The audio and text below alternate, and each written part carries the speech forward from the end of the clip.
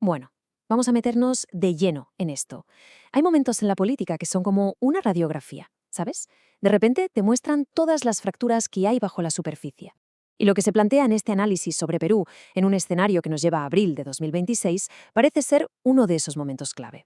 Nos situamos aquí, un día después de unas elecciones presidenciales, y la capital peruana, junto a otras regiones, no se despierta con un resultado claro, sino con una crisis electoral en toda regla. La palabra que lo resume todo, de verdad, es caos.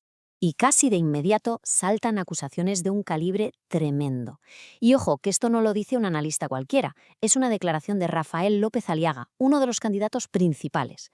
Esta frase, claro, eleva la tensión de lo que podría ser un simple problema logístico a una denuncia de fraude, con unas implicaciones internacionales brutales. Pero vamos a los datos, porque detrás de las palabras hay un número que lo pone todo en perspectiva: 63.000. Inicialmente se calcula que 63.000 ciudadanos no pudieron votar, y no porque no quisieran, sino por lo que se describió como una serie de fallos garrafales en el sistema electoral. Vale, pero ¿qué pasó exactamente? Vamos a desgranar un poco los hechos que llevaron a esta situación de parálisis y, sobre todo, de desconfianza. Es que lo que vemos aquí es una auténtica cascada de problemas. No fue un error aislado, ni mucho menos. Hubo retrasos generalizados, faltaba material electoral básico, lo que obligó a tomar una medida insólita: extender la votación un día más. La cosa se puso tan tensa que hasta la policía tuvo que intervenir en la sede del Jurado Nacional de Elecciones, y todo culminó con una denuncia penal contra el jefe de la oficina electoral, Piero Corbeto. Y no por cualquier cosa, sino por delitos tan graves como atentar contra el derecho al sufragio. Casi nada.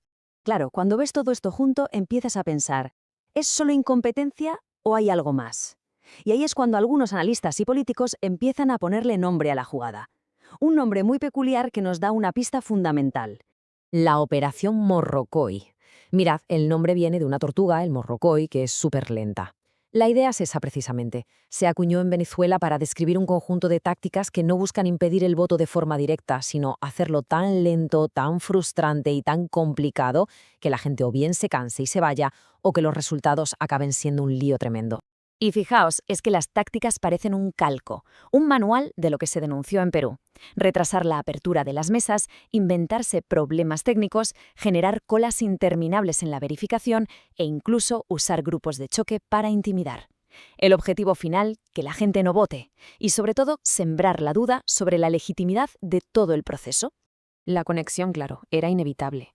Una comentarista política lo soltó así de claro. Lo llamó la copia de Venezuela para el fraude. Y esto, evidentemente, nos obliga a hacernos una pregunta mucho más grande. Si la operación Morrocoy es la táctica, ¿quién está detrás de la estrategia?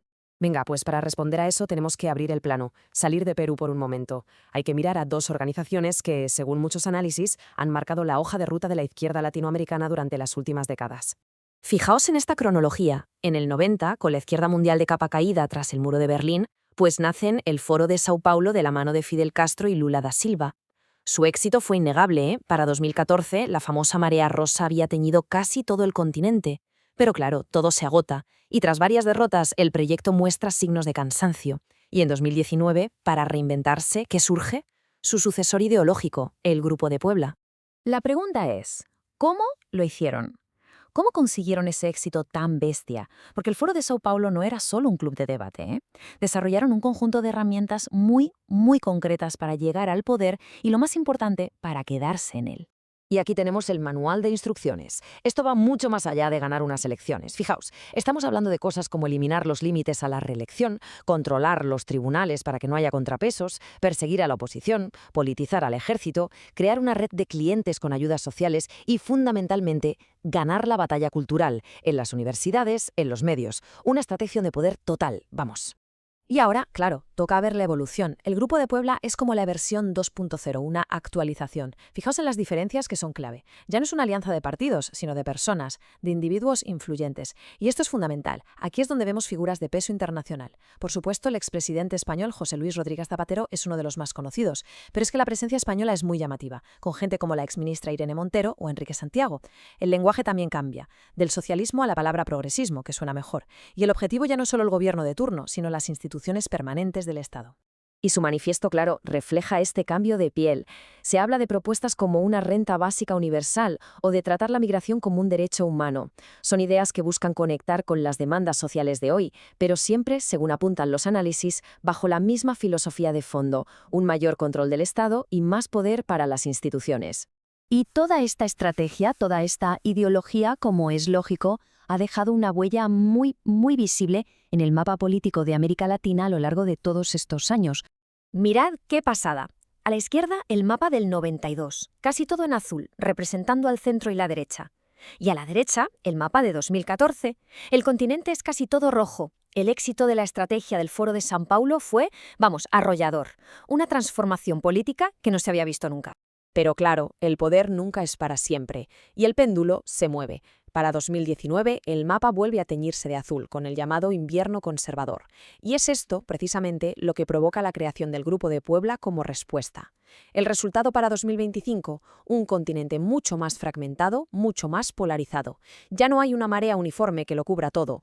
Y todo este viaje, desde el caos electoral en Lima hasta la estrategia continental, nos lleva a esta pregunta final, que se extrae de uno de los análisis. Es una pregunta que lo conecta todo. El caos en Perú, la estrategia continental que se reinventa, los actores cambian, el lenguaje se moderniza, las tácticas se adaptan, pero la gran pregunta sobre el proyecto de fondo y sobre si es viable o no sigue totalmente abierta. Y deja una incógnita enorme sobre el futuro político de toda una región.